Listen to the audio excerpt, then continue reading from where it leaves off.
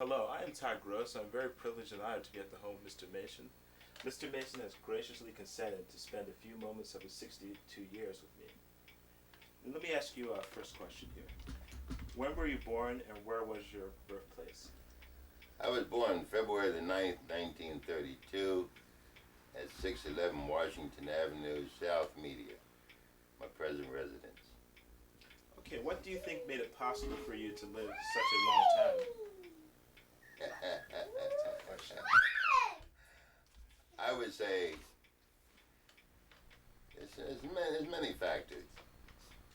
Uh, One being my parents, my brothers and sisters, and some of the things I did in life.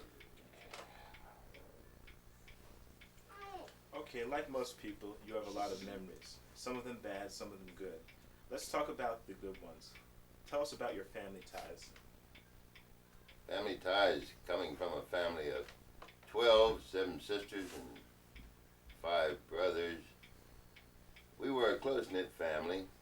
We still are, those of us who have survived.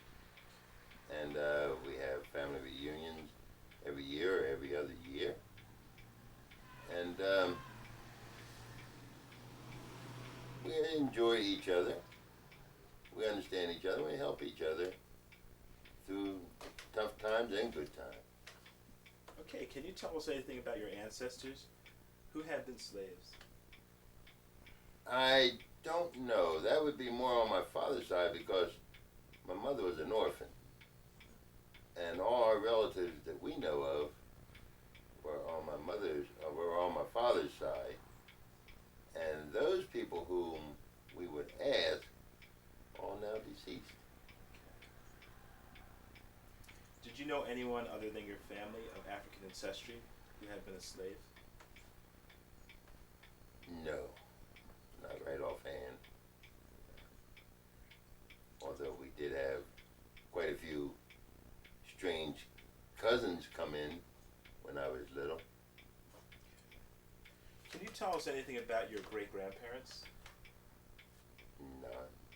Didn't know them that well at all. Okay, how about your parents?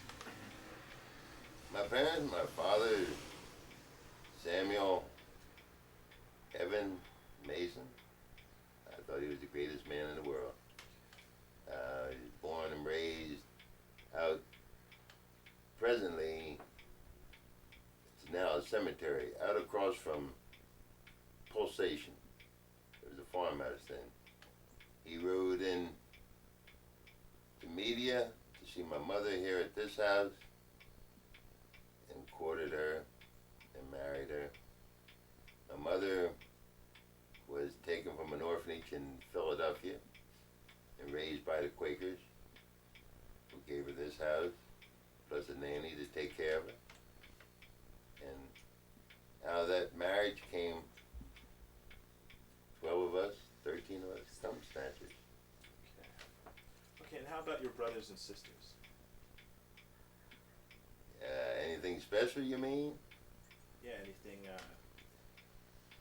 anything about them that you remember? Any good memories? Well, comical memories might be about Sam. Sam, when he was delivering papers in a snowstorm, him and my sister Mary. Sam wore glasses back then. He still does. But he didn't take the glasses off in the snowstorm, and he couldn't see. And he got disoriented right here in little old South Media. That was comical. Another incident was my sister Doris, who was taking saxophone lessons. Each time she blew on the saxophone, it scared the baby. And most of the girls learned how to play the piano. But my father, he played the harmonica and the juice harp. Okay, and how about your uncles and aunts? Uncles and aunts? I don't remember them too well. We have cousins that live down here on the corner. One survivor, Dorothy Mason. We have cousins across from her, the Freemans. We have some relatives, Freemans, who live in Darby. There were those who lived out in Lima, and I think some in Conkerville. But back then, when they came around, that table, well, not that particular table, but the tablecloth was longer. I would hide underneath the table because they scared me. You know, they wore whiskers and so forth. I wasn't used to that. And how about your cousins? Cousins. Right down the line.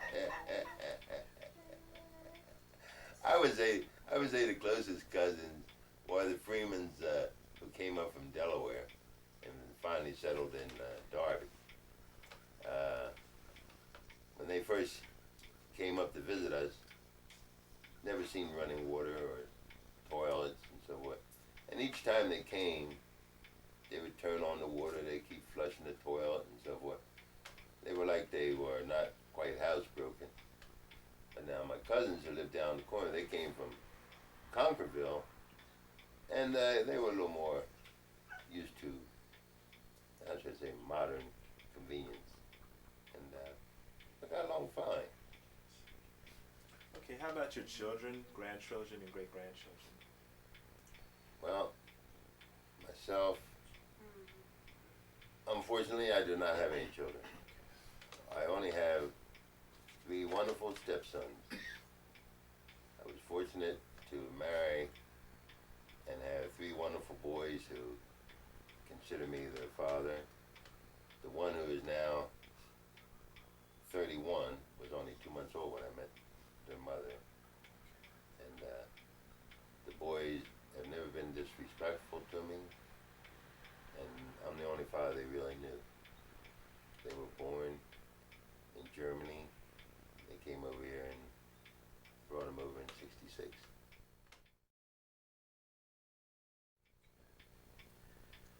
Please tell us about the friends and acquaintances that you've had acquired during your lifetime. Oh, many. Most, I guess, most important, the most ones you cherish. Well, there's one down the street, formerly lived next door, Charles Russell Rice, and his brother Denny Rice, who lives in Glen Olin now. I would say we were like family. Back in those days when we were growing up, we called, I should say, neighbors, such as his mother was known as Sister. The lady across the street, Miss Lee, we called her Mama Lee. The lady lived up the street here, we called her Mama Dickey. Mama Cooper. Everybody was Mama, you know. Mama Barnes, Mama Roper. Another person who brings back fond memories was a Mr. Joe Nicholson, who he was blind, and they played the accordion. Lived down Washington Avenue, and he liked to taste. And when he get drunk, him and his wife would fight. She'd go hide in the doghouse, and that's back when we only had 2 cops in South Media. And they come and they take her away until she sobered up. But there's so many. Mr. Toot, Mr. Pete, Mr. Saunders, Harvey Pitts, many of them. Shirley Jackson. Yeah. That's where I learned how my cuss words right out here in the back alley was, it used to be a barn, and the town drunks used to sit out there and drink. And my buddy Denny and I, we'd be standing there, we're about her size or maybe his size, and we hear all these cuss words. We didn't know they were cuss words. And we repeat them intended to use plenty of soap on our mouths. But it's a growing experience. And are most of them still alive? No, No. they're all dead. Okay, how has your black friends and acquaintances treated you? For I understand you pretty well, probably, right? I've had no problem. No problems.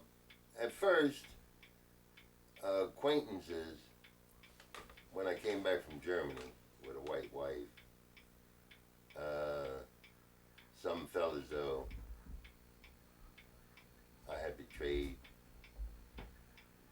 black people or something like that. But I wasn't even thinking of color when I got married. I wasn't even thinking about getting married. It's just that you get your nose open and you find the right combination. Fall in love. Yeah, that's what it was. Because I'm going to tell you, I was scared to death. It's like an execution. Yeah. But I have no regrets. No regrets. How did the white people treat you? White friends. White friends have always treated me fine. Fine. Now, strangers would look, but yet I even do that myself today. Take a second look.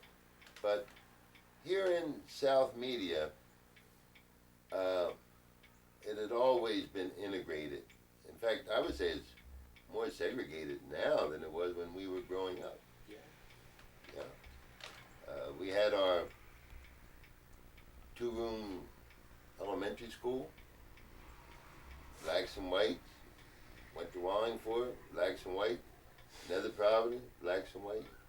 And the white kids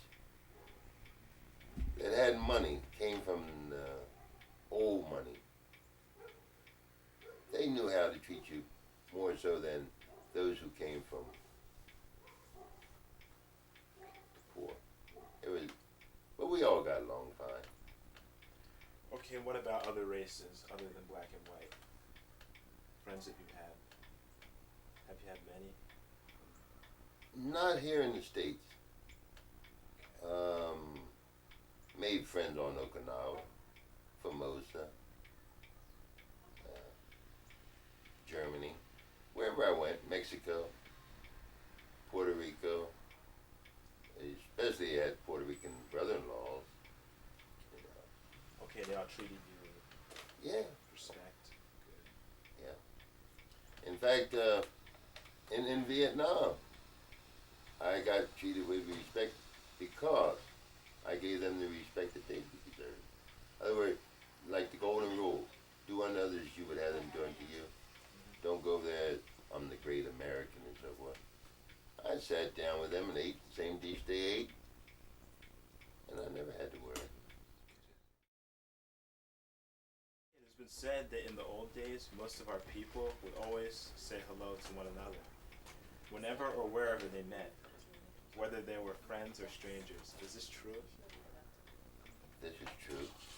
And you didn't look at a person strange if they say good morning to you or good afternoon.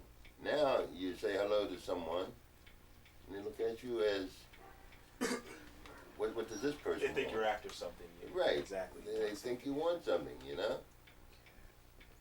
And it's been a lot of changes. It's not only because I'm getting older either. So you see it going as a term for the worse then? The way people... I wouldn't say that. I would say, what they say, the more things change, the more they remain the same. Some of us do not like to talk about the mixing of races that was often forced on our enslaved ancestors, by their owners for the most part. This is obviously by hues of color that make up our so-called race. Most of us are of mixed heritage. However, very little is said about this. Does your family tree tell the story? Well, I don't know. Maybe somewhere way back there, there's mixtures. Definitely there's mixtures now. But as the Chinese say, eventually be one color. So I think it's my mix. It really doesn't bother me. I think it bothers some people, but it doesn't bother me that much. Okay. It has been said many times that the effects of race mixing between whites and slaves causes some social problems that were harmful to black families and black society. Were the so-called light-skinned persons treated better than the whites, than those dark-skinned persons who looked like Africans? Let me repeat this for you, I'm sorry. Were the so-called light-skinned persons treated better by the whites than those darker-skinned persons who looked like Africans? How can you say? Not necessarily, but there was many sayings when I was coming up. If you're brown, stick around. If you're black, get back. If you're white, you're right. You know, if you're yellow, you're mellow. You know, but all that I think is gone by the wayside. So you really don't think it goes on today, in a sense, you're saying? I don't think it matters too much anymore. Okay. I think a lot of people, in fact, I come across people trying to get financial aid or scholarships or something like that, and they find out if they have some Indian blood in them. Now, I know an Irish lady from, where is it? Newtown Square. She has dug back into her ancestry to show that she has some Indian blood in her, whereby she can qualify for a grant from the University of Pennsylvania. Okay, what about the darker skinned persons opposed to the the lighter skinned persons opposed to the darker skin? Did the lighter skin treat the lighter skin better, and did the darker skin treat the darker skin better? Was it sort of cliques going on? That I don't know too much about, except from what I've seen on TV. A lot of dark people wanted to be lighter than what they were because they wanted to, how do you say, imitate the white man. But now I think that since they came through with this thing, black is beautiful. You don't have to be a star baby to be in my show. All those things. In other words, pride in what you are. Okay. And color is only skin deep. Okay, was there much fuss about good hair? I guess good hair, bad hair. Yeah, that's where you had Concoline. Not a kink, not a curl. Concoline will rule the world. A lot of people got their hair. They went around bald headed because it burnt all their hair off their head. You know, lie. In other words, they have curly hair. You know, but now that's out. So the stuff that they put on their head, it made them more curly?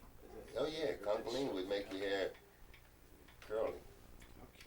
but it had lye in it, and if you didn't do it just right, it would burn your scalp, and you were bald headed. You know. And then look at the, straightening irons, curling irons, and all that. Now, when they came with the afro, they could do away with that. Okay, did this attitude cause problems for black families that had children of different complexions, hair, and eye colors? No, I don't think so. Not in a big family, because the more intelligent, the more educated a family was, the more you understood that you can go back through your ancestry, and it might have been someone who was fairer skinned or someone darker skinned. If you look at our whole family, there was some. Majority of us were dark skinned, some were brown skinned, and I think one or two were light skinned.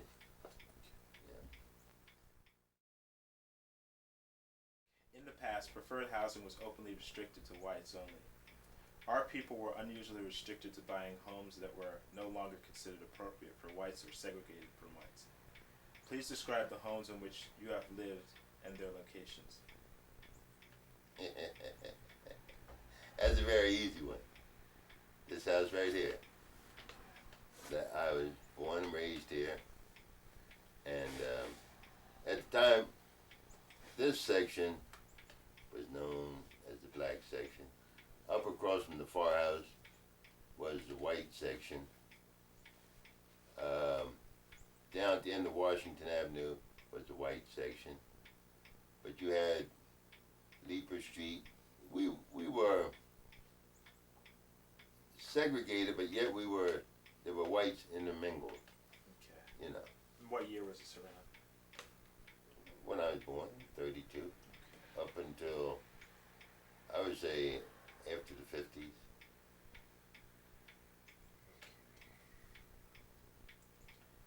And were any of your homes new? Or you just basically lived here? This is the house. Okay. Okay. And who were the builders? Of course, you have no idea. I have no idea. Of course. But and as we tear out the rooms and fix them up, we see the construction. You can see that there were most likely black laborers, carpenters, and so forth. Okay, were your neighbors friendly? Oh yes. So you could trust them, no problems whatsoever. No problems whatsoever. You could leave your door unlocked. You know. And they helped you during any stories where they helped you during adversity, any problems you had? Everyone pitched in to help each other. Okay. That's for sure. And did your home have running water? Well, when I was born, it had running water only because of my mother's influential friend. In other words, now, from that stairwell over, that little section that sticks out, that was added on. Bathroom and toilet were put in because her Quaker friend said, with you having all these children, you must have inside plumbing. So what was it mainly? Just this room and This room, downstairs? the dining room, and the kitchen, and off to there was the laundry room where you wash clothes. Okay, and did you have electricity? When I was born, yeah. Okay. What about radio? Did you have? We had one radio. Radios were a rarity, and I'll never forget, Joe Louis was going to fight, and a man who was not that knowledgeable about radio, but he knew electricity to a degree, said, well, I can fix it so that you can hear it real well. Well, by the time he got done, we were all crowded around it, trying to hear So it was Joe worse, Louis it was fight. soft. It was worse, yeah. And what about as the years went on? Did you have a TV? Didn't get TV in this house until, I would say, about 51, 52. Any memories of first getting your TV? No, because at that time I was at Lincoln University, and my sister Isabel brought the first TV so that my father could watch wrestling and boxing. And after I came out of the service, I had been a radar mechanic in the service. So people were throwing away televisions. I'd go around, pick them up, fix them up. We had TVs in every room in this house, including the bathroom. Some TVs I fixed up. What about your first cassette recorder? First cassette recorder? Video cassette recorder. Video? Yeah. Do not have one. Okay. Did you have air conditioning? No. I don't know how in the hell we survived. I swear. Do you remember the 35 millimeter projector? picture of Sam used to have upstairs? Nah, I Yeah, remember the that. hand crank. He used to watch. Oh yeah. Yeah. Because I remember we used to steal the film, the old film, and roll it up tight, Oh, make paper, smoke make bomb. stink bombs. Yeah. Yeah, I remember that.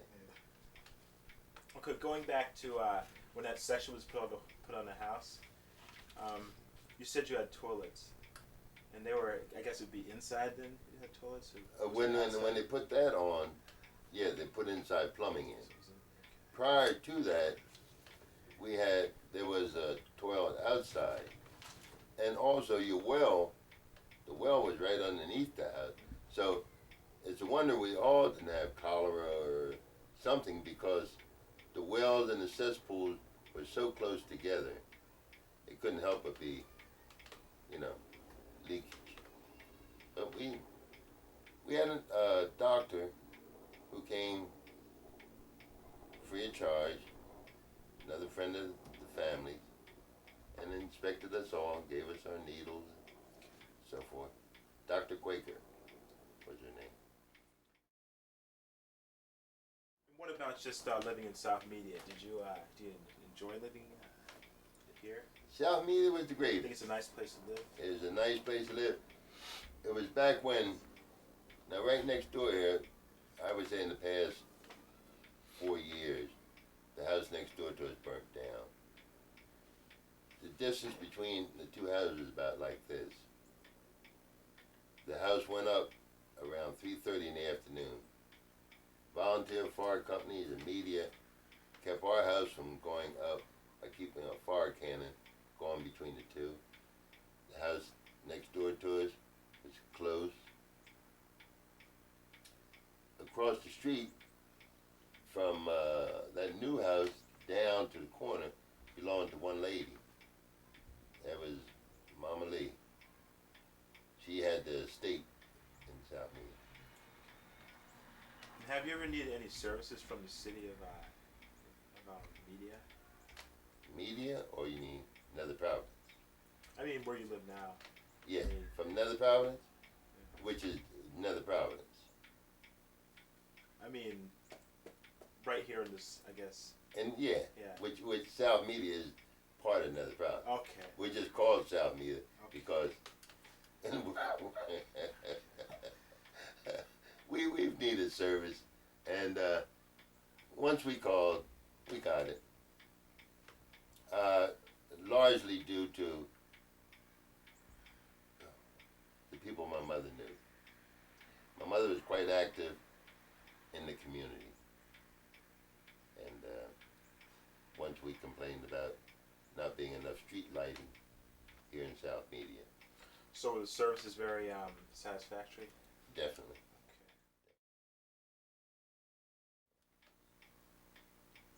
And what is the political situation? Political situation? Republican in Delaware County. Come general, you vote whatever you wish. And they are quite aware that a lot of us do vote Democratic come the general election. I would like to see an open primary. Are the neighborhoods organized? Are they very well? They're trying to organize. We have concerned citizens of South Media. In fact, they have a meeting tonight down at the church to try to deal with the burned out blue chip, the drugs that's going on, dealing that's going on around here, and other problems. We try to have someone attend the township meeting because there's money that flows through there, which a lot of us are not aware of. And does the city care about black people? Do they? They don't care unless there are those who do care, but then there are those who don't give a damn unless you make your voice be heard. It's still. What about the senior citizens? How are they treated? Senior citizens, their situation, I don't know too much about at this present although I'm a senior citizen, what's really happening. When we had the center, I was more on top of it because my sister was the director, but now I really don't know. What was the highest level of formal education that you received? A BA. The best school in the world. Lincoln University. Would you have liked to have gotten more education? Would you like to have gone further, gotten more education No. than you received? No, when I went to Lincoln, I didn't know what I wanted to do, but I decided on physical ed as a major and history as a minor. And I was thinking about psychology or but then when someone said, oh, you got so many more years at this, I said, no. 4 years is enough. 4 years is enough.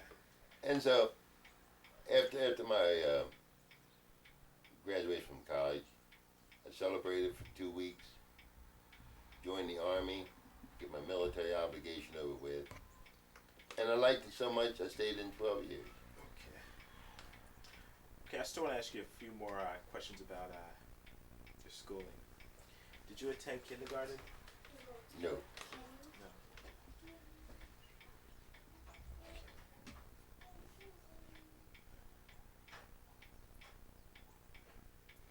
Okay, are there any other childhood experiences that you want to share? Any experiences? Well, one pertaining to school. Pertain to school, yeah. Oh, one was that one teacher we had by the name of Ms. Dope.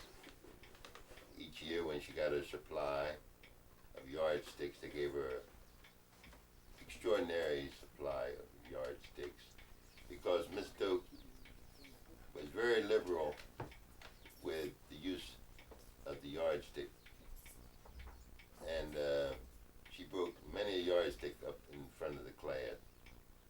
And one day, there was one guy who had made me angry.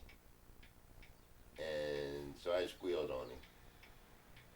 He had feathers, I'll never forget this, in his pockets from a pillow. And when she took him up to the front of the room and started wailing on him, feathers were flying all over the place. She broke the yardstick, which she usually did. But I don't think that guy knows to the day that I squealed on him. But he no business taking my Mr. Goodbar. Didn't Donald Dixon trip her? Tell him about Donald Dixon. Donald now a law enforcement officer. He tripped her. Oh boy.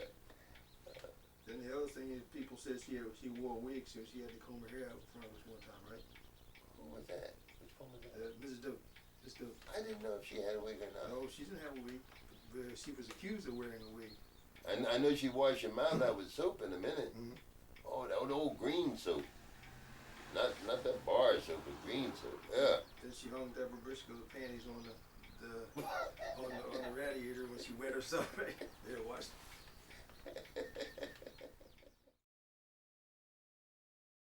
Where did you attend elementary school? The best little school in the world. Down in the Ronaldson Street, South Media Elementary School, 2-room schoolhouse. You had the first and second grade in one room, third and fourth in the other room. And when you finished there, you then moved to Wallingford,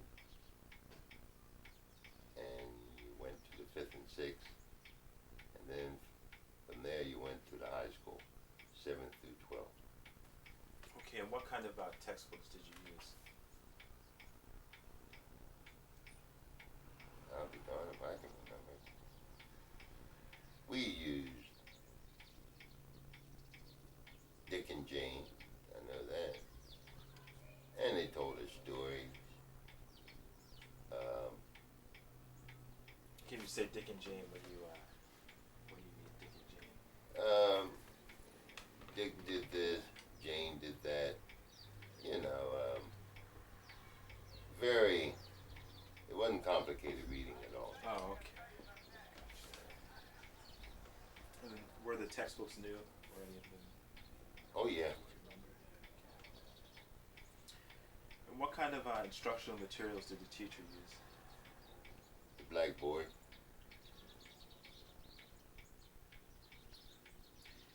How hard was the schoolwork? You mean homework or the work Yeah, you your did in homework, class? the work you were given in class. Well, we didn't have too much homework, as I can remember. If we did, I didn't bring any home, because I didn't like school. not in elementary school, anyhow. So, what subjects did you like? Were there any that you preferred over others? Or, I'm going to be honest with you, recess. That's not a subject. I didn't take to school until the 6th grade. And then I realized that my father wasn't going to let me get out of school. And I saw all these dummies going ahead of me. I said, no, wait a minute, this doesn't make sense. And that's when I made up my mind. And I was going to knuckle down. And those guys dropped out in the 11th grade and wound up in Korea. I stayed in and didn't have to go to war until Vietnam. Okay, are there any other experiences from elementary school that you would want to share with us? It's just that to me, it was a wonderful little schoolhouse for kids to start in. It was a neighborhood school. There were those people who came from out of town saying that it was too segregated and that it was too this and too that. And to me, they destroyed something which I think was wonderful. A good starting ground for kids going to school for the first time. Where did you attend junior high school? Junior high? In the high school building. Nether Providence. And what kind of textbooks were used? Normal. Nothing unusual. And some of them were new, the textbooks? Yes, some were new and some were the ones from the previous year. You know. Okay, what kind of instructional materials did the teachers use? The usual thing, the blackboard. Yeah. Well, now in science class, of course, they would use Lab materials. lab material, yeah, to demonstrate. And how hard was the schoolwork? Schoolwork wasn't hard.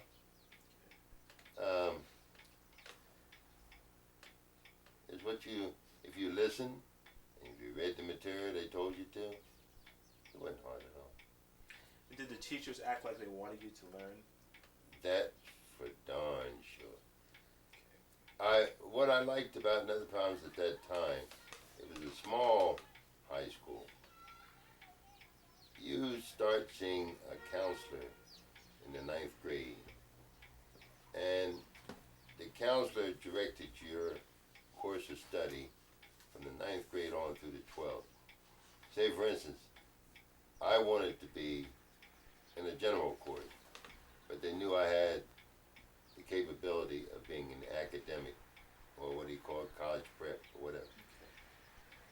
They put So you they into, pushed you, they really pushed you to they put you into the academic. potential. That's great. You know, in other words, you strive for your highest. You know, and to such a point that it was to my advantage when it came time to go to college, which I didn't plan to go to. I was able to get in without even taking your normal tests, entry tests, SATs or whatever you call them. They went based on my high school grades. And did you have any problems with the teachers or students? I only had a problem with one guy, and he's my buddy. But we were walking home from school one day, Donald Dixon. And that's back then you played the dozens.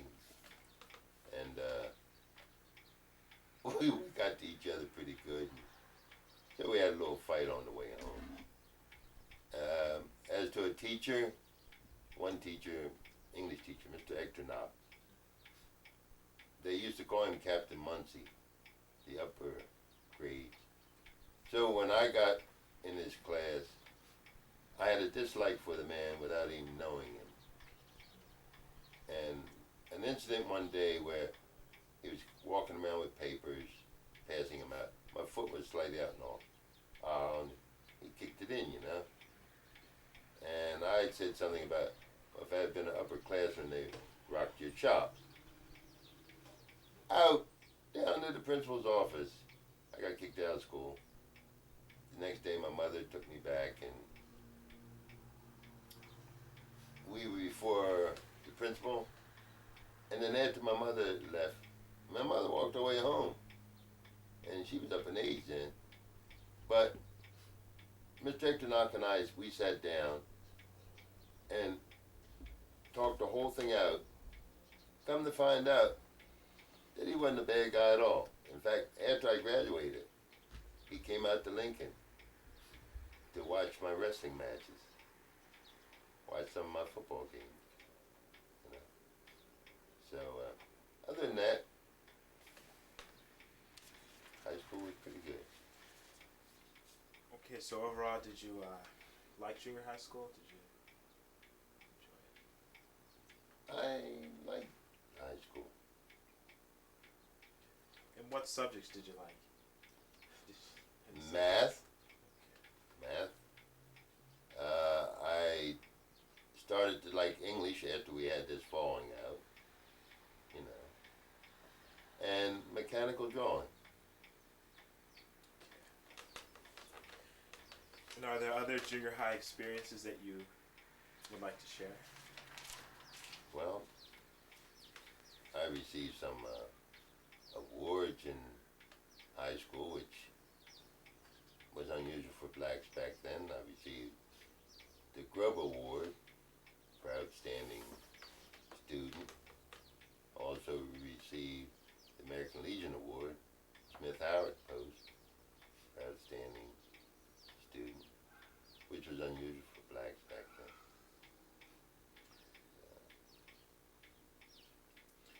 Where did you attend high school? Nether Providence High School. The Bulldogs, blue and gold. And what kind of textbooks were used? You know, were the same kind or? Yeah. As in junior high? No, different level, of course. But. Different level, yeah. In other words, they were books. Each year you turned your books in. If the books became ragged and so forth, there were new books. Okay, so they kept the books in pretty good shape. Oh, definitely. And what kind of instructional materials did the teacher use? They used whatever was necessary to get you to be able to understand, comprehend what they were trying to get across. And they were willing to stay after school to give you special attention if you required it, if you wanted it. And how hard was the schoolwork? Schoolwork wasn't hard if you applied yourself. So you always had a pretty easy time in high school? I would say yes, except for when it came time to writing a paper. I didn't care for that too much. Did the teachers act like they wanted to help you or wanted you to learn? Definitely. Yes. And the teacher, as I say, it was a small school, and the teachers just about knew everyone. And everyone knew just about, each other. So it was a family atmosphere? Right. And what problems did you have with teachers or students? Any problems whatsoever? No. We got no problems with students? No. Nothing? If it was usually just from playing the dozens. And that wasn't anything serious. I mean, it didn't escalate to any killings or shootings. No. Just that he got the best of you in the dozens. So you think of something for the next day. And did you enjoy high school? Yes, I did. Because I'd made up my mind that I wasn't going to get out of school any other way. Might as well enjoy it. And what were your favorite subjects? In high school, Yeah. math continued to be. And then also wrestling. We didn't have a wrestling team, but our football coach, for those who only played one sport in high school, like myself, he said you should play at least 2 sports. He would take his time to teach us some things in wrestling so that it came in handy for when I went away to college. Okay, are there any other experiences from high school that you want to, share with us? Well, my cousin and I and a few of my friends, we used to love to go to the library because of the young librarian they had there. But other than that, no, nothing special.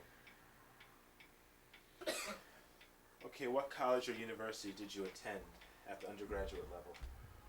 Lincoln University, Pennsylvania. Okay, was it a historically black college or university? Definitely. What was your major? Physical education. What was the highest level degree that you earned? BA. A BA. At what age did you enter college? 19. What do you remember about college? Good experience. Oh boy. About college, the washaways for one. The other one was the drinking. Another one was crossing the burning sands and becoming an alpha. And graduation. And another one was hitchhiking home. What type of textbooks did you have, and what was their condition? We had excellent textbooks, and the condition was good. What kind of instructional materials did the teachers use? Well, mainly the blackboard and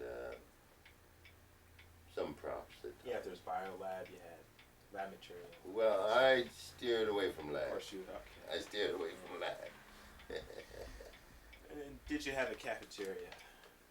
Yes. Okay. How hard was the schoolwork? Schoolwork? Well, it didn't seem hard to me.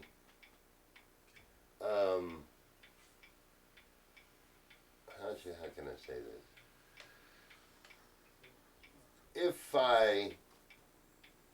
No, I didn't find it hard. I tried to take good notes. Learning how to take notes was my most difficult thing. Once I learned how to take notes, I didn't find it difficult at all. But before that, was it very difficult? My freshman year was adjusting to taking of notes. But you learned fairly quickly to take notes? Yes. And yeah, I had to cut on this because you missed certain. Okay, did the professors emphasize learning? Yes, they did. Yes, they did. We had one Shabby Foster. He's deceased. We had another one. What was his name? He was an English professor. And we also had Prof. Gardner and Manny Rivero and quite a few. They all seem to be dedicated. What problems did you have with teachers or students? Any problems whatsoever? At Lincoln? Yeah. None. Fortunately for me, was that the hazing that you get as a freshman, I did not get because I was on the football team. And the older guys said, you do not have to put up with that stuff. So I was glad of that. You're referring to the fraternity? No. Is that, No, when you a freshman in college and you wear a beanie, you know, they usually haze you and so forth. We didn't have to go through all that. Did you like to study in college? No. Okay. What subjects did you like the most? I liked physical education.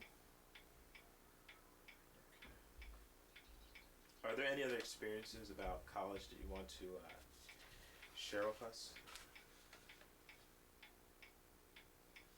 Well, only that my major, a lot of people think of jocks as stupid and uneducated. But you'd be surprised the effect and the influence a physical education teacher or coach can have upon a young person's life. And the things that I learned in phys ed have also helped me in my present job.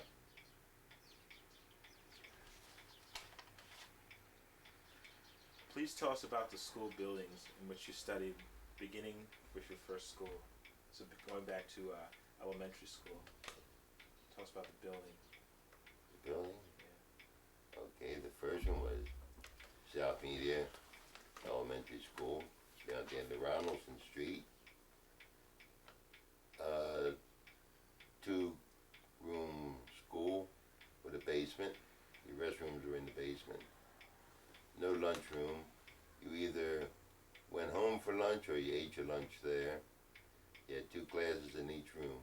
First and second in one room, third and fourth in the other. And then first grade you also had a playroom for some who weren't quite ready to make that transition to the first. And then from South Media, you then went to Wallingford, and you went through the 5th and 6th grade there. Also, another thing, while you were at South Media, while you were at Wallingford, you had free dentistry care. They took care of your teeth and so forth. What about Lincoln University? How was building there? How are the buildings on campus? It's a wonder those buildings stood up, because we had a tradition of washaways. These big trash cans, filling them up with water, and as someone comes up the steps, just wash them away. Sometimes the water be flowing down the hall, I swear, a foot deep down the steps. In Ashman Hall, Lincoln Hall, you know. But I guess a lot of those traditions have gone by the wayside. Okay, going back to elementary school through high school, how are the sanitary and toilet faculties at the schools? Are they fairly good? In good condition. And how was the heating at the schools? Very good. Did you have air conditioning at the elementary school? No. What about the other schools? I don't remember air conditioning in Wallingford or another province. Okay. Describe the area that you ate at, or the cafeteria at the schools you attended. Okay. Wallingford, we had a little small cafeteria. Most of us brown bagged it. At the high school, you had a cafeteria where you could either eat your lunch, brown bag it, or you could buy it. And it was nice and clean. Okay, describe the recreation area at these schools. Elementary through high school. How would they? I don't remember air conditioning in Wallingford or another province. Describe the area that you ate at, or the cafeteria at the schools you attended. Okay, Wallingford, we had a little small cafeteria. Most of us brown bagged it. At the high school, you had a cafeteria where you could either eat your lunch, brown bag it, or you could buy it. And it was nice and clean. Okay, describe the recreation area at these schools. Elementary through high school. How would the Okay. recreation area? Recreation area at South Media, that was outside. At Wallingford, it was mainly outside. At the high school, inclement weather, you could play some basketball in the hallway. Other than that, you could play outside.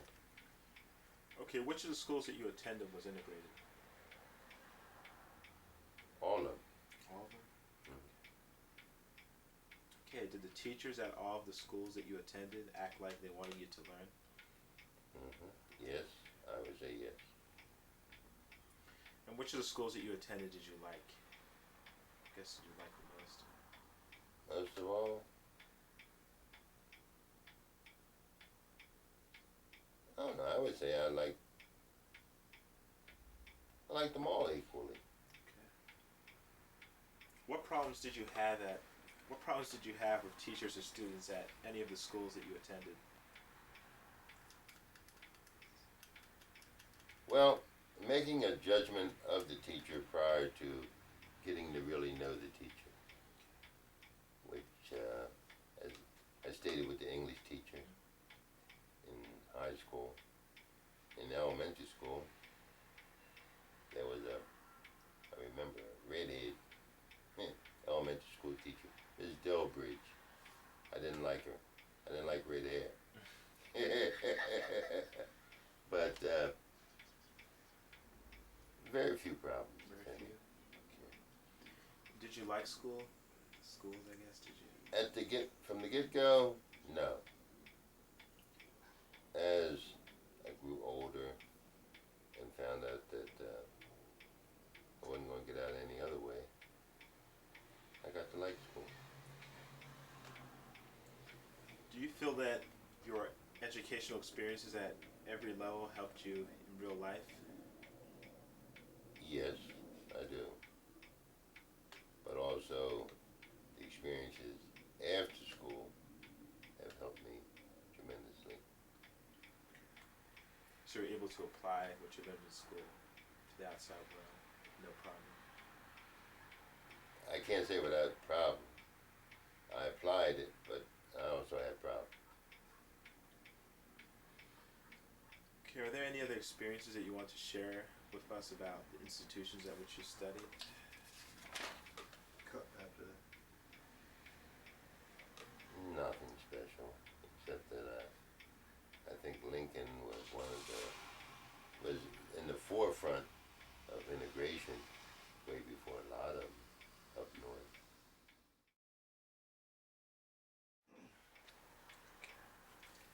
As you know, the military did not integrate until 1950 under the presidency of Harry S. Truman. Therefore, any prior service was in general segregated. Were you ever in the military? Yes, Okay. When were you in the military? 1955 till June of 1967. United States Army. Okay, what branch of the service were you in? I was in the Army and I was in their missiles, artillery. Where did you take basic training? The home of the Screaming Eagle, the Battling Bastards of Bastogne, the 101st, Fort Jackson, South Carolina. How was your basic training? Great. After basic training, what were you trained to do? After basic training, I went to heaven. I say that only because they sent me to Fort Bliss, Texas, El Paso, and I trained in electronics to become a radar mechanic. Were you able to work out what you were trained to do? Yes. Okay, what kind of outfits were you assigned to do in the U.S.? I was in a headquarters outfit at the get-go, and when I first was assigned to the company after I got out of radar school, they didn't have the radar I was supposed to work on. So for a period of about 3 to 6 months, I was merely worked on generators, just watched them for the Nikes. And then after that, I was the radar mechanic, maintain first echelon maintenance on the radar. Were they segregated or integrated? Integrated. Integrated. Where were you stationed in the U.S.? From Fort Jackson to Fort Bliss, and let's see, Fort Jackson, Fort Bliss,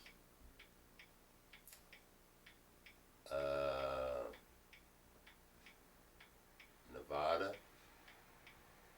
Fort Bliss, those places. Where did you leave the United States at to go overseas? I left Fort Bliss in '58 to take the missiles over to Formosa, train the Chinese on the radar, and then we turned the equipment over to them. Where were you stationed at overseas? Okay, first Formosa, Okinawa, back to Fort Bliss, and then Germany, and then Vietnam. Okay, what kind of outfits were you in when you were stationed overseas? Okay, in Formosa, I was in a radar outfit, Okinawa, radar, and Germany, I was in a supply and transportation outfit. Vietnam, I was in a supply and service outfit. What battles were you involved in?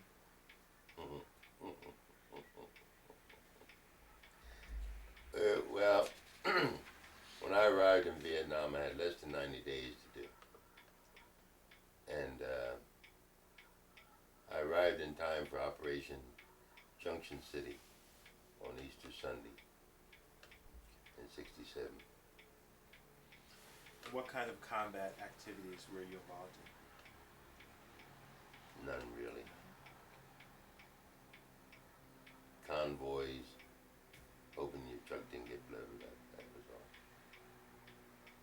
Okay, what kinds of non-combat activities were you involved in? Non-combat. Non-combat activities. In Vietnam, or I guess it would be Vietnam, but that was the only combat I'd ever been in. There, supervised Mama Sons and Papa Sons filling sandbags on our little compound, working in this warehouse, stuff like that. Okay, what medals were you awarded? Were you awarded any Good conduct. conduct? Good conduct. Okay, where did you enter the U.S. at when you returned from overseas? Well, we came through Anchorage, Alaska, and then landed at McGuire Air Force Base. What was your highest rank achieved? E5. How did the white military personnel treat you? Wonderful. How did the black military personnel treat you? Officers or NCOs? It's just all personnel. Just I would say the NCOs and the regular guys, great. Black officers, you can keep them. Okay, how did the citizens of the combat and non-combat zones treat you? The citizens Yeah. treated me fine. I went into areas which they suggested you not go in because Viet Cong sympathizers, Viet Cong this and that. But I found that if you go and you treat the people like you want to be treated, you're okay. Tell us about the discharge process. Discharge process, well, that left a lot. I was kind of perturbed, and I was glad I got out of the service because we came back to McGuire. We got here on a Friday. We should have been discharged then. They would not process us or give us a pass or anything, and they didn't start anything until that Monday. And it was only after I got home that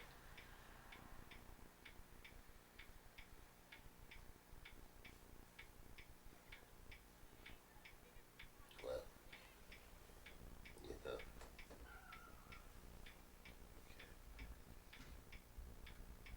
Is there anything else that you would like to share about the war? That, I guess when you were overseas, is there anything else you want to share, any experiences? well, overseas I had a joyous time in Germany because that's where I met my family. And Okinawa, I had a good time. But the saddest time, I think, was in '57 when we participated in the atomic bomb testing out in Nevada. And the very first shot, which we were only 4 miles from ground zero, we got caught in fallout in our escape route.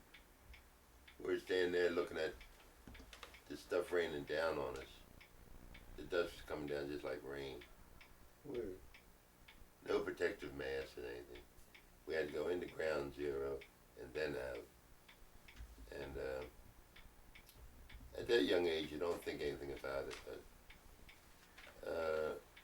now you pay the price. In other words, you dance to the music, you pay the piper. Was anyone in your family in the military? My brother Sam, he was in Korea.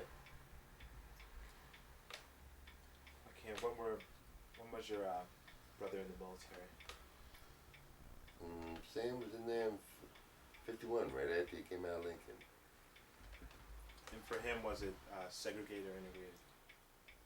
I believe his was segregated. I don't know too much about his military service. Do you know his station during peacetime? Well, he was down in Texas, in what was it, San Antonio, Brooks Medical Center, I believe. He got his training before he went over as a medic. Was anybody in your family in the military during wartime? No, just Sam and I.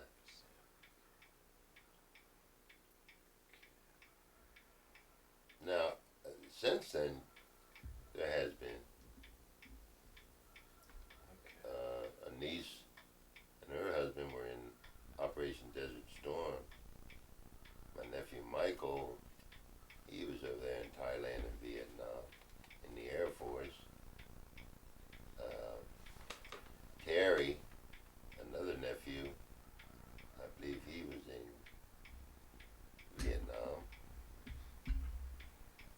And what did they tell you about their experiences with white military personnel during their stay in the military in the United States?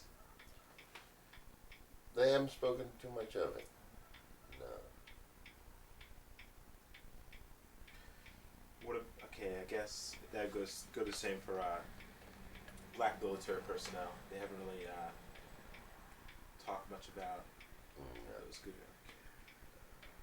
It's just that I found when I was in there that the black officers were harder on the blacks than white officers were. And why was that? I don't know. I think it was a hang up a lot of black officers had. It was my opinion. But that might be prejudice, though. I don't know.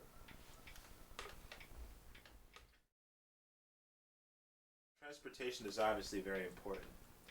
Many black people in the South, regardless of the availability of transportation, were subjected to segregated transportation. Tell us about your experience with personal transportation. While civilian or while in military? Okay. Either? Did you ever ride horseback for transportation? I'll just go through. No. Just for fun. Have you ever used a horse and buggy for transportation? No. Have you ever used a boat or ferry for transportation? The Chester ferry that used to run where the Commodore Barry Bridge is now, going from Pennsylvania to Jersey. Did you ever ride a train for transportation? Yes, going from here to Philadelphia. Did you ever use a bicycle for transportation? Yes, delivering special delivery letters back in the 40s. Okay, so on the job, I guess. Mm-hmm. When did you start using an automobile for transportation? 1967, when I came out of service. And what kind of car was that? That was that was a Buick 4-barrel, and it had plenty of power, so I wrecked it.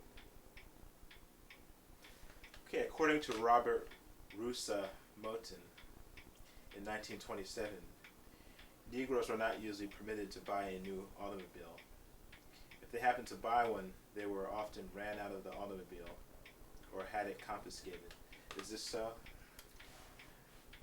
That I don't know, but I know we used to have a joke back in, when I was little about a black man going south in a car, run over a white man's dog, and they hung both him and the car up the tree. I don't know how true this is. It's just another one of those stories. Yeah. But Okay, have you ever used a taxi cab for transportation? when they had them around here, Have you ever used a bus for bus? Have you ever used a bus for transportation? yes. As long as bus ride was coming from Fort Riley, Kansas to Philadelphia before I shipped out. For no, never again. Have you ever used a trolley car for transportation? Quite often. I guess someone in Philly. Going from here to work. Have you ever flown in an airplane? Yes.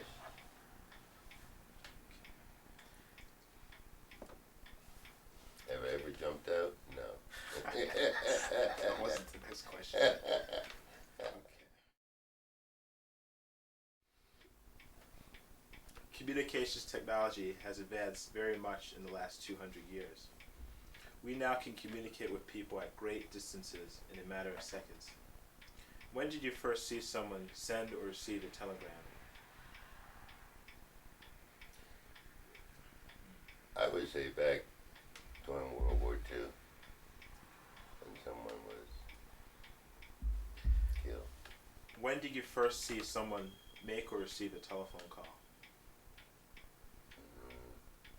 I was knee high to a bucket when my mother used to have her little employment office, domestic workers, and she had a telephone. Okay, when you say needle to a bucket, is it homemade or something? I was about two or 3 years old. Okay. When did you first see a radio and hear a radio program? Back in the 30s. Do you remember any of the programs? Sure. Tom Mix, The Shadow, Amos and Andy? Amos and Andy. My father listened to them faithfully. Gabriel Heater, Walter Winchell. And at lunchtime, Argyle Sunday. And many of them. Some of them we listened to them faithfully. Inner Sanctum. And I think the radio was much better for a growing up child than TV, in that you got to use your imagination more so than you do today. When did you first see a TV set and experience a television program? I say back in the late 40s or early 50s. Do you remember any of the programs that you watched, the popular ones? Ed Sullivan, I think every Sunday. That's the only one I can really remember first. Okay. When did you first see an audio tape recorder?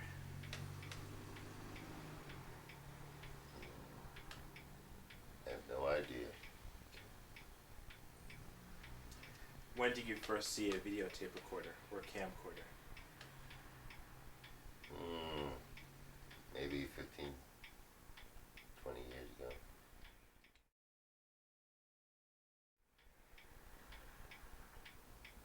And now, what newspapers have you read? The Daily Times, the Philadelphia Tribune, the Bulletin, the Inquirer, the Afro-American. The Shadow News. Yeah. Do you remember any important news stories? Just had impact. The only one that impacted on me was Pearl Harbor and the death of Franklin Delano Roosevelt back when I was a little kid. Of course, the most recent, which wasn't too recent, was when Martin Luther King was killed. To me, those things were like the end of the world. Where do we go from here, you know?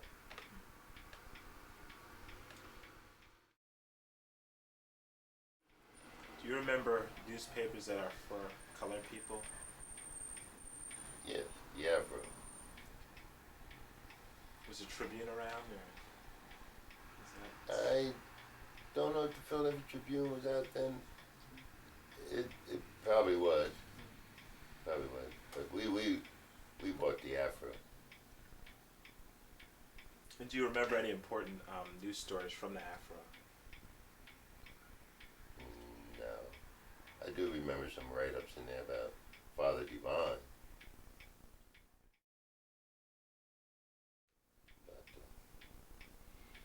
Okay, what books have you read? Very few. Very few. The only one I read all the way through and stuck with me was Mandingo.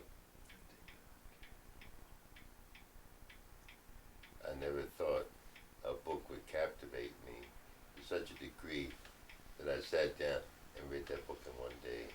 In one day? In one day, I was fascinated by it. You know, and things like that, that once in a while we have to read, and even speeches by Martin Luther King, Malcolm X, we have to listen to keep our, I should say, sense of where we are, where we're going, and where we've been, and so forth. Sometimes we become too complacent. Well, that's one good thing about books. They're, they're accessible. They're great works. I mean, people right now can go out and buy them. What magazines have you read? In the past, Saturday Evening Post, used to read Jet, used to read Ebony, Popular Mechanics,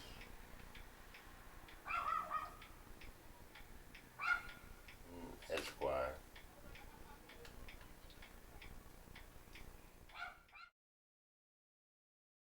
Okay, what do you think about the movies produced in the past? In the past, compared to today, I like the old movies.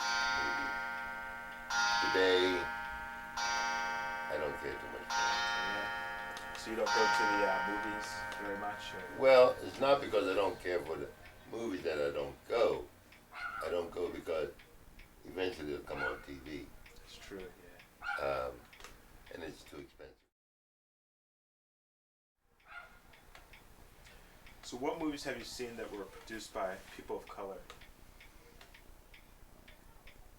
To tell you the truth, I don't know. Because I never took much notice about who produced them. It was only as to whether I wanted to see it or not. Okay. You know. And you've already mentioned what you think about the movies produced today. Do you have any more comments on that? Or, Well, it doesn't seem as though the writers nowadays have much of an imagination. Everyone wants to copy. What do we have? Jaws. Jaws 2. Jaws, 3. all the way up to Jaws Yeah. 5. Can't they come up with something new? That's true. Imagination. It's more about profit now, how much money they can make. It's true, Yeah, true. definitely. The bottom line. Okay, during earlier times, and even today, healthcare has always been a program with black people. Like transportation, some of us were denied good healthcare. And when we did obtain it, it was often provided in a segregated hospital, clinic, or doctor's office. Was this true in your case? Yes. Well, to somewhat of a degree. Now, when I was growing up, where the Media Inn used to have Media Hospital, blacks could work there, but blacks could not be served there. But we were fortunate in that we had a doctor come to the house who was, Dr. Quaker. She came and took care of all of us. She was a white doctor. And how have you been treated by doctors and nurses in your lifetime during illness or health checkups? Great so far. Great, no problems? No problem as long as you have good medical plan.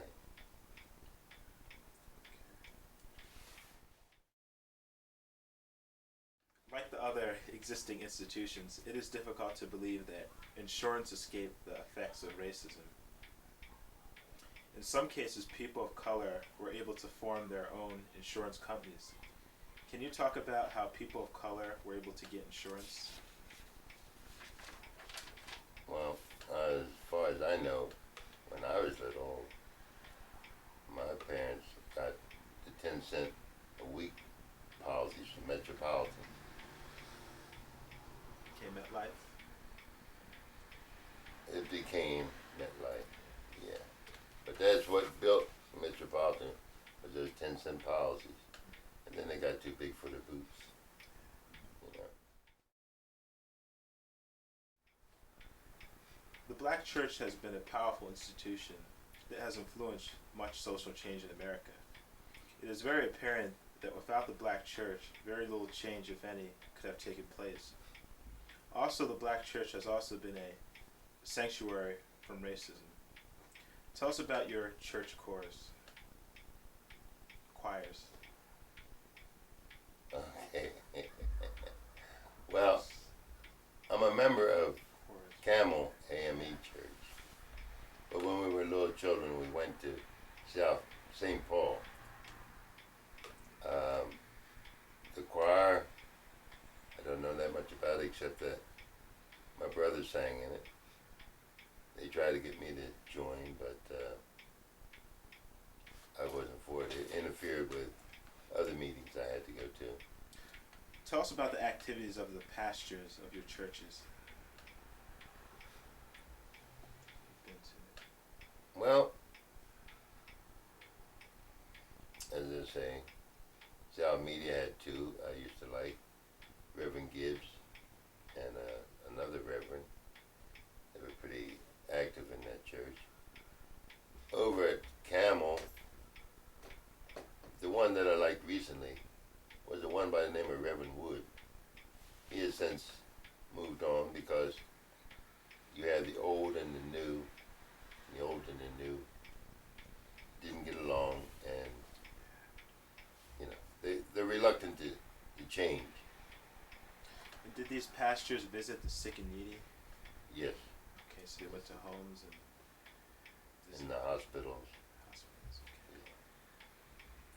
Tell us about your Sunday school experiences. Sunday school experience. Sunday school experience was down here at St. Paul, and also it was in the home when we had Bible class. Miss Marie Cuff, we used to have it down there. Sometimes we have it here. But the combination of the two, I got a fairly good understanding of the Bible. Tell us about the services that you heard. I couldn't remember. Remember? I couldn't remember. But they're generally, I guess, good experiences. Well, I can tell you this, that after I came out of church, or Sunday school, I felt a lot better. So you always felt happy?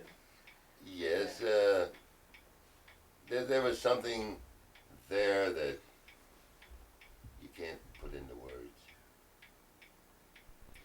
Does your church provide scholarships for its children? That I don't know. I'm not too active in the church. Tell us about the church picnics and other forms of recreation. Okay, most of them, such as Camel, South Media. Now that the churches have become so small, they usually go together and go on a picnic, like to Donny Park or something like that.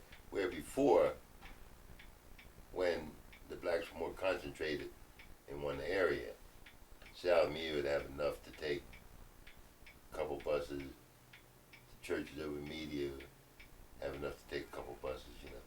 But anymore, the congregation's so thin, they usually get together and go. Do you have a favorite Bible passage or a verse that you remember? John 3:16. What is your favorite hymn? Oh, gee. This guy trying to get me to cry, isn't he? Yeah. Well, when I walk the last mile. Okay, and would you care to sing or hum it? No. Okay, is there anything else that you would like to share about the church? I wish that the church would quit the practice of moving ministers on and not really giving them a chance to get to know their congregation and their neighborhood. And I think they could do a lot better job.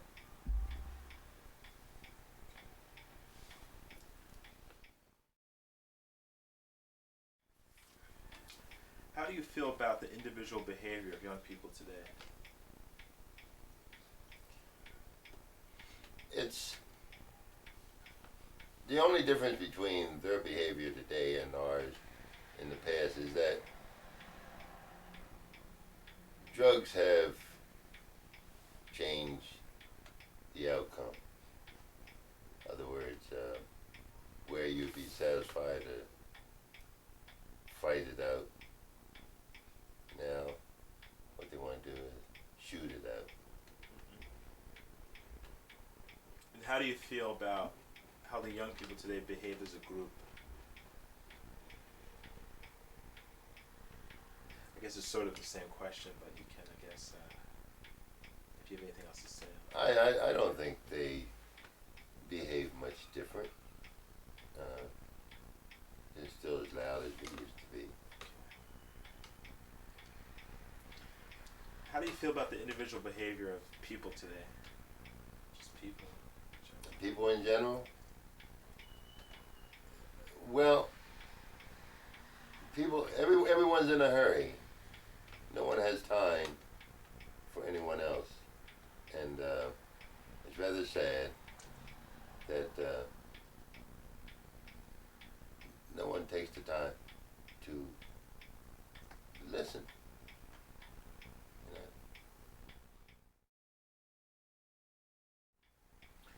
How do you feel about how the people of today behave as a group? As a group?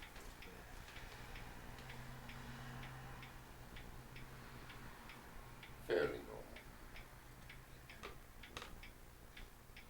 What about it as opposed to, when you were growing up? When you saw, I guess, people, have they changed much? Or? No, they haven't changed all that much. You still have your racism. Back when we were growing up, you knew what was what. Now it's more subtle, more, I should say, more pretenders out there. It's more insidious. Yeah, people will smile in your face, but and behind stab your you in the back. Yeah, exactly. Yeah.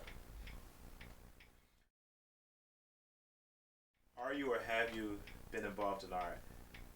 And if so, did you study art formally? Have I what? Are you or have you been involved in art? Have In you art? done any kinds of art? No. No. Okay. No. And I guess you don't know any sculptors or painters, do you? If you're not involved in it. No, just heard. You ever heard of Michelangelo? You know, but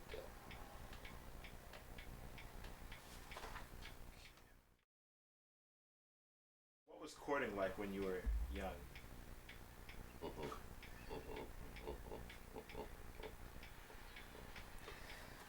there wasn't much because my father was rather strict on us, and I really didn't. I wasn't interested in girls. Well, I was interested in girls from the age of 6, but really going out with a girl, I didn't go out with one until I was 13. And then I took her to the movie, and she paid her own way, and I paid my own way. But getting serious, nah. So what were the rules for courting when you were young? Were there certain rules, certain things you needed to do or not to do? No. You did everything the girl let you do. But I mean, now, you knew what your parents or your father told you not to do, and you kept that in the back of your mind. Because he always had, my father had his favorite thing he used to tell about the man crossing the trolley tracks. I don't know if you want to hear this one or not. I'll hear it. All right. Listen, yeah. There was a man crossing the trolley tracks. Trolley was coming along. The man figured he could cross the tracks without getting hit. And he wasn't fast enough. And the trolley front wheel nipped off part of his behind. Instead of the man getting on out of the street, he had to look back to see what the front wheels did, and the back wheels cut off his head. And you know what the moral to the story is? I guess in a sense, know what you were taught from. Bring it right on down Yeah. to simple terms. No sense losing your head over a little piece of air. Oh, okay. See? Okay. There you go. And my father told us a lot of things, because he had so many of us, that to try to teach us all at different stages, you know, he couldn't. So you learn it and you understood it more as you went along, you know. So how did the fathers of those who you courted treat you? They treated me well, because I guess you could say our family was looked up to be one of the outstanding families in South Mead. And what about the mothers? The mothers, they looked Of up to those, me, yeah. but they kept an eye on me because they knew that I sort of took after my father. And did you have to come in at a certain time at night? Definitely. There's a curfew there. Yes, you had, and if you went anywhere, you had to ask, and you had to tell them when you would be back, and who you were going with. Okay, it has been said that the mark of a gentleman or lady was his or her manners. What manners were expected of the gentlemen of your times? Well, they say yes, sir, no, sir, yes, ma'am, no, ma'am, and speak when spoken to. Other words, children were to be seen, but not heard. And what were the manners expected of the ladies? The same. Did men tip their hats to the ladies when you were young? Mm-hmm. Did gentlemen rise and stand when a lady or ladies came in their presence? Definitely. Open the doors, move the chairs for them, so forth.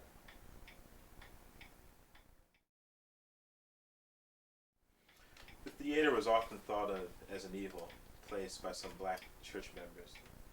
Why was that so? I don't know. I think that it might be due to minstrels, and then I can't say it. Did you ever go to any of these theaters or academic or? Did you ever go to any of these theaters or shows? The Nixon Grand in Philly, Nixon Grand? No, Faye's Theater in Philly, no, the Fans Theater in Philly, no, the Apollo Theater in New York, no, Cotton Club in New York, no, Birdland in New York, no. Academy of Music in Philadelphia, Yes, the Blue Note in Philadelphia. no, What about the Newtown Tavern, mainline Philadelphia? no. What kind of entertainment was provided by these places? You went to the Academy of Music. So, what kind of entertainment was provided? Classical. In other words, my brother Sam played the violin. Most of the girls played the piano. One played the cello, Johanna. Another one played the saxophone. Sam would buy the music for each instrument. And on Sunday we'd have something like chamber music. Sam wanted me to, I should say, get to know classical music along with stuff I was listening to. He said, you should get to know all kinds of music. Can you name any other places of entertainment that you went to?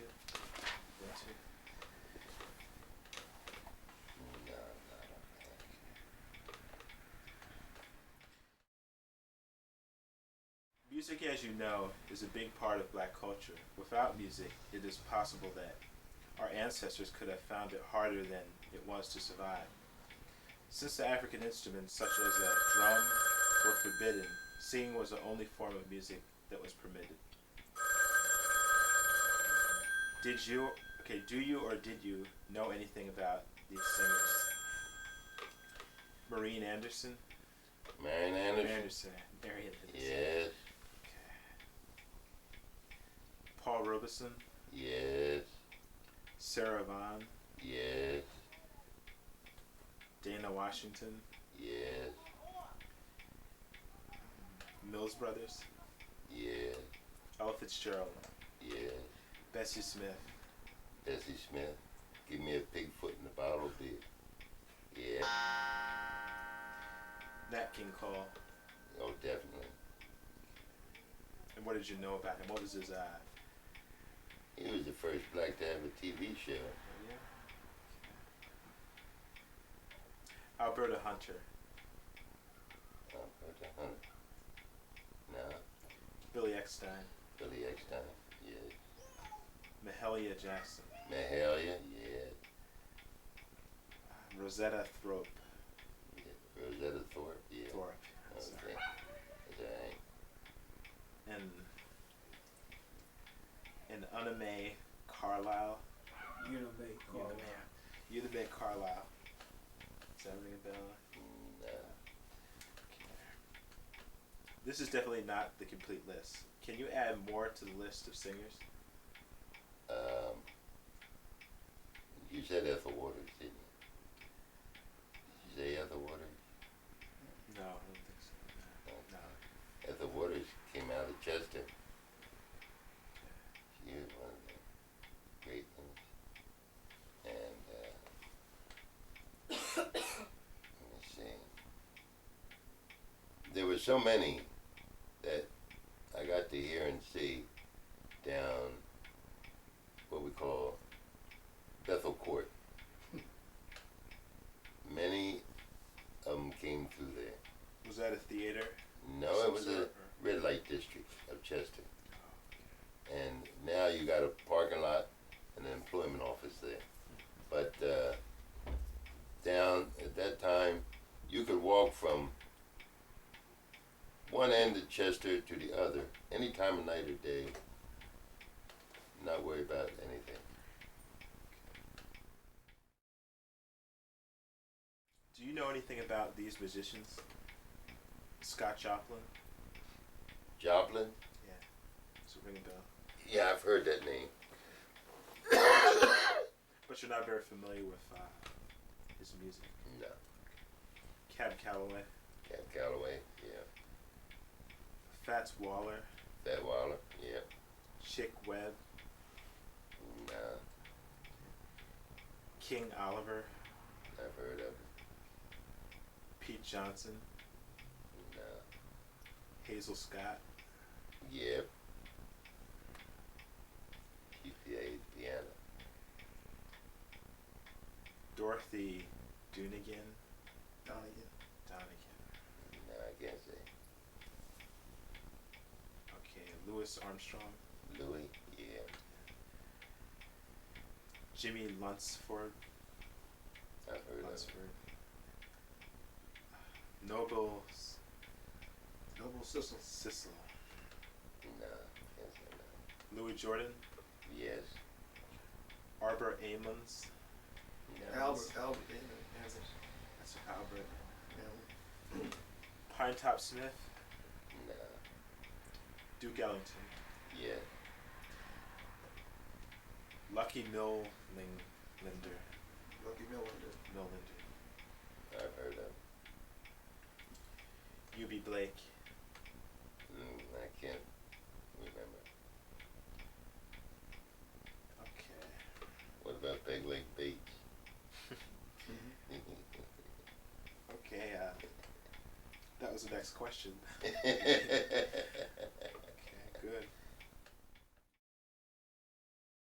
Please tell us about the music that you have enjoyed throughout the years. Did you ever study music? No, never studied music. As The one regret I do have is that I didn't take up an instrument like others in my family had. I always wanted to play the harmonica like my father did, but I never stuck to anything. And what is your favorite type of music? I like it all. Like it all? I like it all. I didn't used to like country western until I talked to a guy from Virginia. I said, well, doesn't it make you sad? He said, yeah. He said, it's not good country western. And I said, doesn't make you sad. Okay. Yeah, you know. Good his job. Dancing was also considered by many black churches to be a sinful activity. Why was that so? I guess they were ashamed of our background, our heritage. You know, well, I say, with us being such a mixture of African, Indian, white, and everything else, what do we have? You know, dance and music. Were you ever a professional dancer? No. When I was drunk, I was a professional. And did you ever dance for recreation, I guess at a party? Or For recreation, yeah, yes. recreation. Are any of your relatives professional dancers? Not as I know of. We have a friend up in New York. Her and her husband, Francis Turner, and her husband, they used to dance professionally. What kind of dancing was it? I guess you could call it ballroom dancing. Yeah. Do you know anything about these dancers? The Nicholas brothers. They were tap dancers. Catherine Dunham. Catherine Dern. Dunham. Dunham. Yeah, she, I've heard of her. Josephine Baker. Josephine Baker, yeah, had to go to France, become known. Yeah. And Alvin Haley. No. Bojangles, Bill Robinson. Oh, yeah. The Will Maston Trio. Right, that's the one Sammy Davis Jr. started with. And the Step Brothers. Yes. And can you name any more dancers? No. That's quite a few there. Okay, tell us about the dances that were done during your lifetime. Well, it seemed like every week we had a new dance. And I have a list here. Let me go down it and have you, if you know what I'm talking about, if you know the one I say, I guess just comment. Okay. Feel free, yeah. The Cakewalk. I've heard of it. The Foxtrot. I've heard of it. Charleston. I've heard of it. The Lindy Hop. I've heard of it. The Black Bottom. That was before my time, too. Shorty George. Nah. Truckin'. I have heard of that. I've seen some of them do it. Dulu. Dolo. The Dolo. Okay. Yep, the Dolo. Used to do that. Yep. The jitterbugging. Yes. Ballroom. Ballroom. Very little. That which we did, my mother taught us. What about the waltz? Yes. And can you name any other dances? Well, we used to do the mashed potato, the broken leg, and Jolly Stomp. Are we going? No, Jolly Go. We had a new dance every week.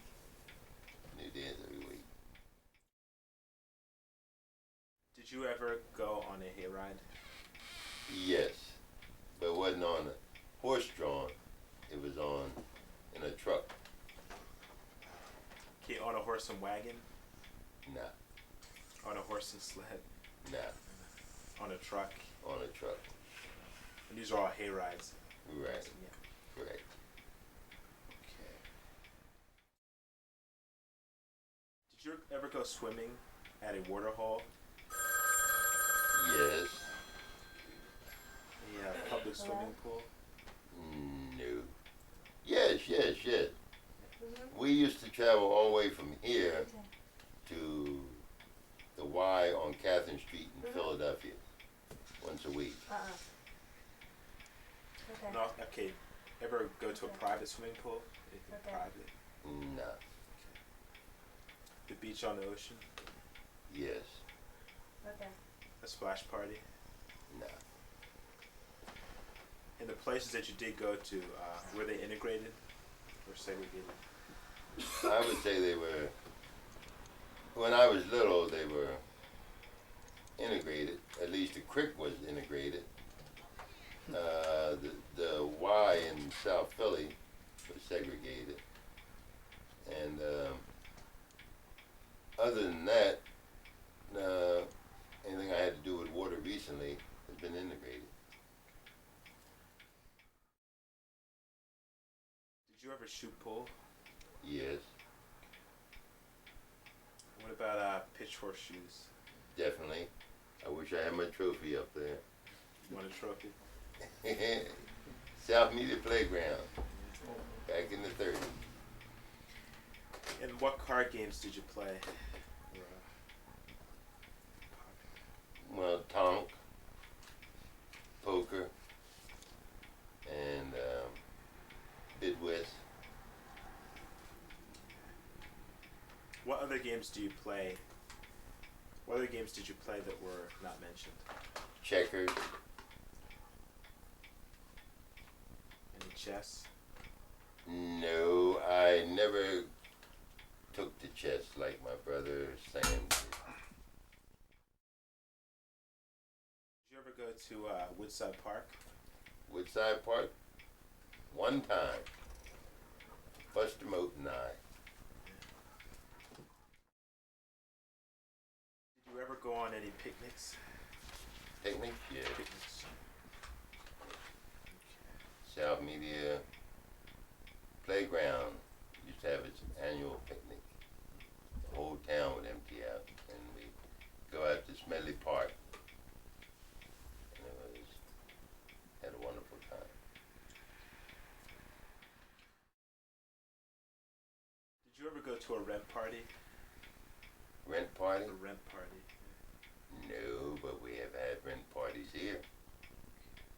Parties that started on Friday night and end up Sunday night. Did you ever go to a house party? Yes. Did you ever crash a party? Come late? No. You mean uninvited? Yeah. No.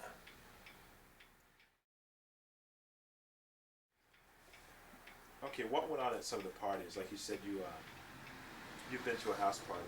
So, what went on at? Is there any particular party you remember? Well, I remember the parties that we had here. The parties when the piano sat over there and Mr. Edwards or Mr. Turner would play the piano. They'd be selling whiskey and beer out in the kitchen with sandwiches. The card tables be set there in the dining room and here in the living room. Of course, we'd be peeking down the steps, of course, but this is all to make money to pay bills for those who were in college. It was a crowd that, although they were rowdy outside, when they came into our house, they took their hat off, no cursing. They were most respectful. And that's what amazed me today and yesterday, is the courtesy of the drunks.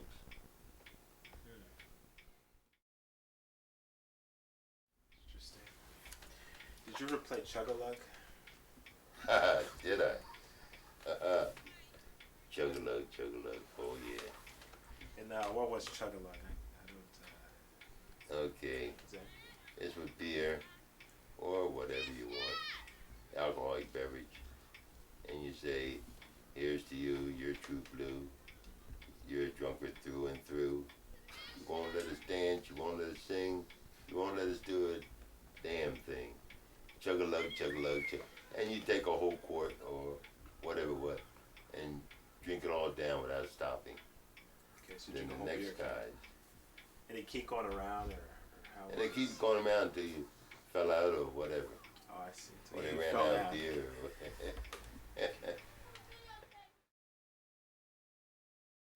What did you and your family do Sunday when you were young? On Sunday school, the time we came home, my father would have breakfast prepared for us. And then we laid in the floor and read the Sunday paper. When were the meals cooked for Sunday? On Sunday. What do you do on Sunday now that you are a senior citizen? Things that I should have done all week long. Such as, in the summertime, maybe some cutting of hedge, something out in the yard, or if I have free time to relax, I tinker with things. Tell us about the food that you have eaten during your life. I guess the most Well, our main meal when we were coming up was a hot dog, baked beans, applesauce, fried potatoes. A lot of times we'd have a big pot of bean soup or a big pot of apple dumplings. Sounds good. Well, when you got to make it stretch, you know. One of the things that enabled our people to endure great hardships is our sense of humor. Do you remember any jokes, poems, songs, or funny stories that you would like to share with us?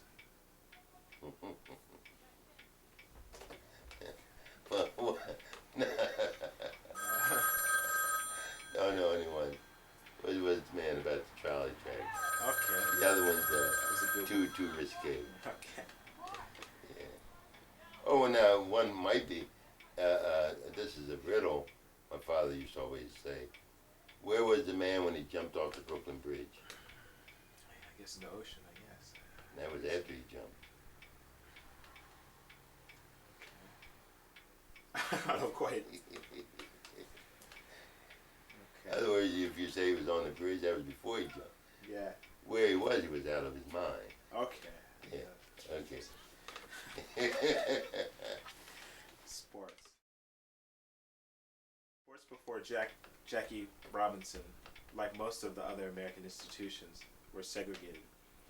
Although much progress has been considered to be made in American society, much remains to be done. Tell us about baseball. Did you ever play baseball for fun, as an amateur, professionally, or semi-professionally? No. The ball was too fast. I couldn't see it. Yeah. Softball, but not hardball. Can you name some of the Negro baseball players that never got the opportunity to play in integrated baseball? No. What were your opinions about Jackie Robinson? Did you have any? What's your overall opinion? Well, from what I know, Jackie Robinson was one of the first to break into the majors. And I think there was a big step forward. But then also, it was the beginning of the end of the Negro League? Black Negro League, the Black League. Roy Campanella. Catcher. He was- Dodgers, right? Don Newcomb. He was a Newcomb, pitcher. I think he, what did he do, throw his arm out, or he became addicted to drugs or something? Hank Aaron. Hank Aaron. I think he's very good player in his time. Okay, what about Satchel Paige? That old man, I'll tell you, he was the greatest. He is the greatest. He never made it to the big leagues, though, did he? Yeah, he made it to the big Oh, league. okay. They had he played for a very short time, but they even had a rocking chair there for him. Tell us about football. Did you ever play football for fun as an amateur, professionally, or semi-professionally? For fun For fun. and for high school and college. So you played at Lincoln. Definitely. Do you remember some of the first Negro football players that got the opportunity to play integrated football? Tank Younger. I have some names here for you. Paul Robeson. He played college, didn't he? That wasn't professional. I don't I think. don't think so. Duke Slater. I don't remember him. Buddy Young. Buddy Young, yeah. Gene Big Daddy Lipscomb. Yep, he played for the Colts, I believe. Marion Motley. Marion Motley, I think he played for the Browns. Okay. And Jim Brown. Jim Brown, I don't know who he played for, but I know he set a lot of records. Yeah. Tell us about boxing. I have some names here for you. We'll go through them. Jack Johnson. Jack Johnson, okay. He was great, and they tore him down after he married a white woman. Joe Louis. The greatest, The greatest. What can you the say? greatest. The Brown Bomber, Sugar Ray Robinson. Sugar Ray Robinson, beautiful, beautiful. Henry Armstrong. Yes, he was nice too. Ike Williams. Ike Williams, yep, from Philly, Bob Montgomery. yep. Joe Gans. I don't remember too well. Kid Chocolate. That was before my time. Sandy Sadler. I think I remember him vaguely. And Joe Walcott. Jersey Joe. Yep. And what other sports can you tell us about? What sports did you I guess, participate in? Wrestling was the only Wrestling. other sport. Yeah. Collegiate. In what social organization do you belong? Alpha. Alpha Phi Alpha. Other than that, nothing. I was in the town watch, but as my health has deteriorated, so has my activity and things. What community services have you performed?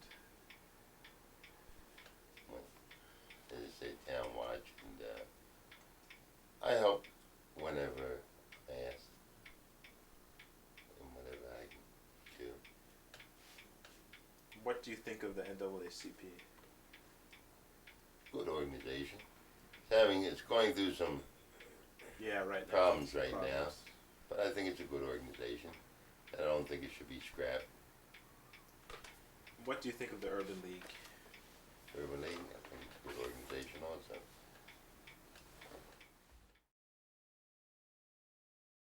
Holidays are always a welcome experience. Tell us about your experiences during the various holidays. I guess Thanksgiving.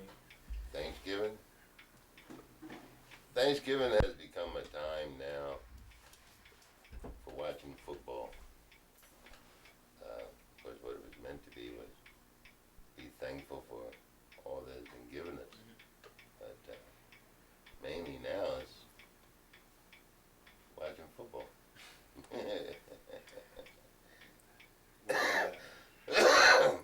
Easter. Easter, that's a very solemn time. I think that Good Friday is more solemn than Easter to me. Yet some people have forgotten and think it's just for shopping and giving of gifts. A lot of kids really don't know the meaning of Easter, And the one coming up right now, Christmas. Christmas. I look back and remember the times it used to be. It would never be again, but had some wonderful times. Is that because of family? Some families not around? A lot of families aren't around, and how the house used to be full of people, and the joy. Even though we were poor, we were rich.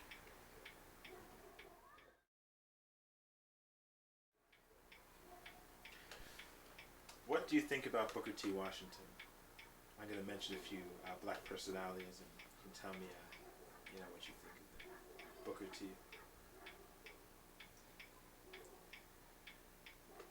Booker T. Washington. Can't remember too much about him. Okay. Booker T. He's not the one that invented air brakes, is he? No, that was the one who did for Westinghouse. I can't remember his name now. I had it right on the tip of my tongue. No, Booker T was founded Tuskegee Institute. Right? Okay. I didn't learn about him until after I went in the Army, because we were born in this area. Yeah. So Booker T wasn't the thought person that Ms. Doper taught us about. Right. They talk about little black Sambo and Oh yeah. running around the tree until the tiger turned to butter. Yeah, I remember, who was it? Mary Williams? Got mad and cried because we were supposed to fill in the blank spaces, and Mary wanted to say she had blonde hair and blue eyes, and she sat down and cried.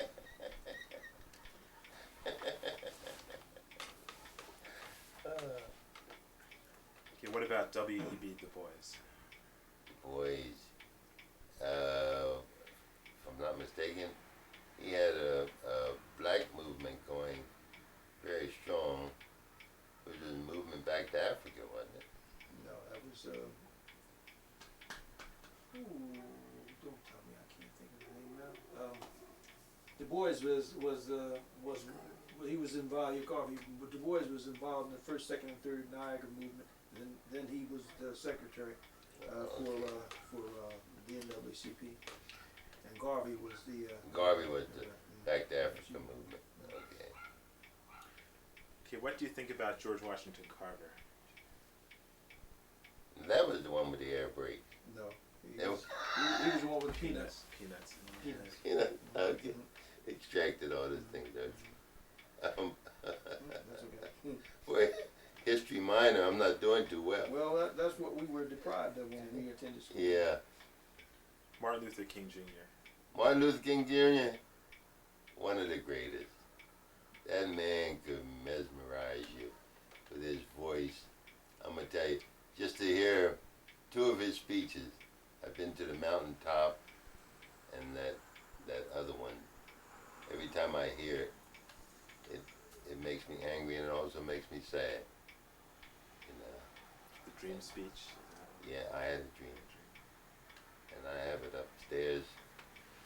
I'm going to get it on tape yet, so I can play it once in a while, just to remind myself that we have a long ways to go yet. A long ways to go. And also, I never realized the type of person Malcolm X was until after his death. Did you see the movie, which told a lot about? I mean, a lot of people didn't know. After he went to Mecca and all that. Yeah, I saw the It was movie. very informative. I did see the movie, and it's quite enlightening. What about Louis Farrakhan? I've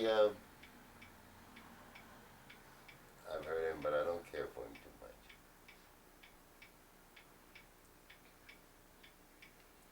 What do you think of Reverend Leon Sullivan? Reverend Leon Sullivan, he started out something great, and I just hope that it carries through. Songs that our ancestors sang in church like, I've been buked and I've been scorned. Sometimes I feel like a motherless child and I'm troubled in mind. Tell us that they suffered a lot. But even though they were unhappy, they still moved as they would say, forward, and sang, I shall not be moved. They always tried to do the right thing. What do you think made it possible for them to go through life with all of those hardships and still hold up their heads properly with great dignity? Belief in a higher power.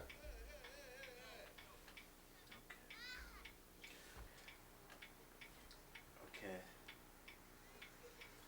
What was that special thing that helped them to endure those hardships?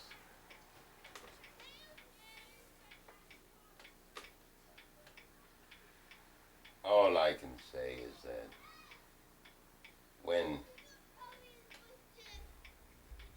times are hard, you sing when you're happy, you sing when you're sad. Music has been to me, and I think to many blacks and other groups, something which can get you through the hardest times. And also, it also kept the white man guessing as to what we were doing. They did not understand us. Did these qualities also help you to endure your hardships? Many a time. In fact, a lot of times when I go around the office singing, they do not know whether I'm angry or whether I'm happy, and so they leave me alone. If you could live your life again, what would you do differently than what you did before? What would I do different? Yeah, what would you do different than you did before? You had to live it all over. I kind of say I have no regrets, but I do have regrets. I would try not to have drank as much. Did that get out of hand, your drinking? Oh, definitely. I tried to drink, and I wanted the party to go on forever. But if I could, but that part, even though I did do it, I think in the long run it made me a stronger person, because now I can deal with people I come across in my work, and therefore I know how to talk with them or listen to them. What would you say to young people today that would help them face the unknown world of tomorrow?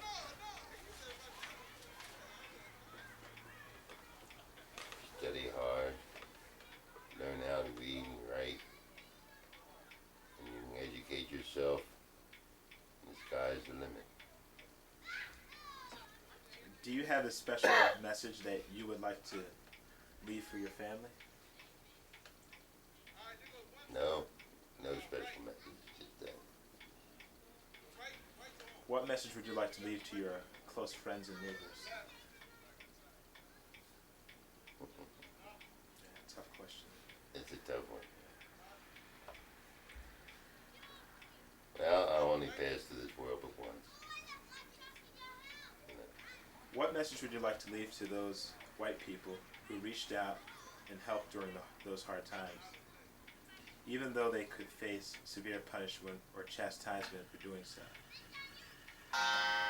All I can say is a sincere thanks if it was given out of the kindness of their heart. Is there anything that we did not cover that you would like to talk about? Anything you can think of? No, except that it has been a pleasure to sit here and talk with you today. This has been Ty Gross. I've been talking to Mr. Mason. His talk has been informative and also educational. And thank you very much for, letting us in. And, I appreciate you coming. That's it. Okay, I'll give you something to think about when you do this again.